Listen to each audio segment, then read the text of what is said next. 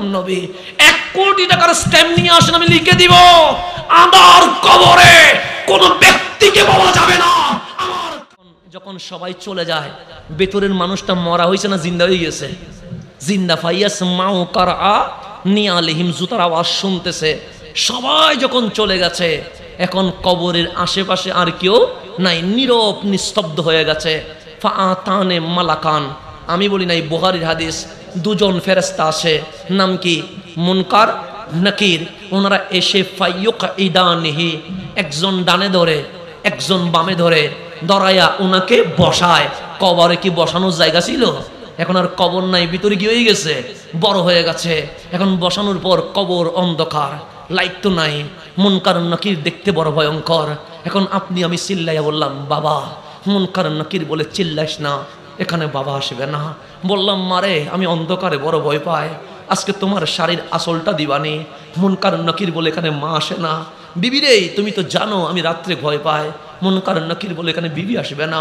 ডাক দিলেন, ও আমার সন্তান, তুই না আমার বুকে না আসলে বড় চটপট করিস। মুনকার নাকির বলবে, আজ তোর ছেলে আসবে না।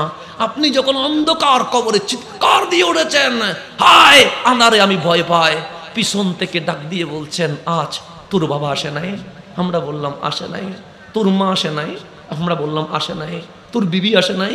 আমরা বললাম, আসে নাই। তোর বন্ধু আসে নাই? আমরা বললাম, আসে নাই। কাঁদিস কেন? আমরা বললাম, অন্ধকারে বড় ভয় পায়। পিছনে আমার কাঁধে, আপনার কাঁধে হাত দিয়ে বলবে, ভয় পাস না, সোনার মদিনায় থাকতে পারি নাই, তোকে দেখার জন্য তোর আঁধার কবরে চলে এসেছে। এটার নাম নবী, এটার নাম নবী, এটার নাম নবী। 1 কোটি টাকার স্ট্যাম্প নিয়ে আসেন, আমি লিখে দিব আঁধার কবরে কোন ব্যক্তিকে পাওয়া যাবে না, আমার কামলিওয়ালারে পাওয়া যাবে। তাহলে একটু গভীরভাবে খেয়াল করবেন। সেই জন্য বাবা পাগলামি করি, এমনিতে পাগলামি করি না। কতজনে বলে মারবো, কাটবো, ছিড়বো, আমি বলি করো। কেন? আঁধার কবরে কারো বাপ টানা যাবে না, আমার কামলিওয়ালা যাবে। যেই গালিগুলো দিয়েছেন সবগুলো লিখে রেখেছি। কেন? আমার নবী যদি জিজ্ঞেস করে, পাগল রে কি এনেছিস, তখন এগুলো খুলে দিয়ে বলবো, ইয়া রাসূলুল্লাহ বলতাম বলে তারা গালি দিয়েছিল, সেগুলো নিয়ে এসেছে। এগুলো আমার আমল, এগুলো আমার আমল। আমি সেই জন্য যারা গালি দেয়, ওদের ঠিকানা যদি পায় মিষ্টি পাঠাইয়া দেয়, কারণ তুমি অনেক উপকার করেছ। কারণ কাল আঁধার কবরে আমি আমার নবীরে দেখাবো। আমি ওর সাথে ব্যক্তিগত কোনো ঝগড়া ছিল না, দুনিয়াবি টাকার কোনো লেনদেন ছিল না, কোনো হিংসে বিদ্বেষ আমার ভিতরে ছিল না। সে একমাত্র গালি দিয়েছে আপনি নবীর কারণে, নবীর কারণে, নবীর কারণে আমার আমলগুলো ভারী হচ্ছে। সেজন্য আমি ওদেরকে নসিহত করেছি, যতগুলো গালি দিবে সবগুলো ফটোকপি করে রাখিস, মরে গেলে কাফনে দিয়ে দিস। কারণ আর কবরে তো আর কেউ আসবে না, আমার কামলিওয়ালা তো আসবে। ওই নবী যদি একবার আমার ডাক দিয়ে বলে, তুই আমার, আর জীবনে কিছু লাগবে নি, আর জীবনে কিছু লাগবে। ওইটার জন্য পাগলামি করি বাবা। পাগল বললে বলেন, বন্ড বললে বলেন, বেদাতি বললে বলেন, পাগলামি তো ওইটার জন্য করেই যাব।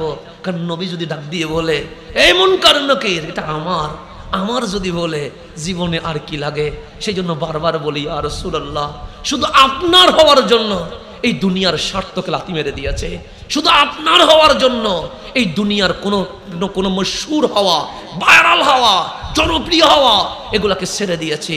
কারণ ওয়াইস আল কারনি আমাকে শিখিয়েছে, নবীর প্রেমিক হতে হলে দুনিয়াতে অনেক লাঞ্ছনার শিকার হতে হয়।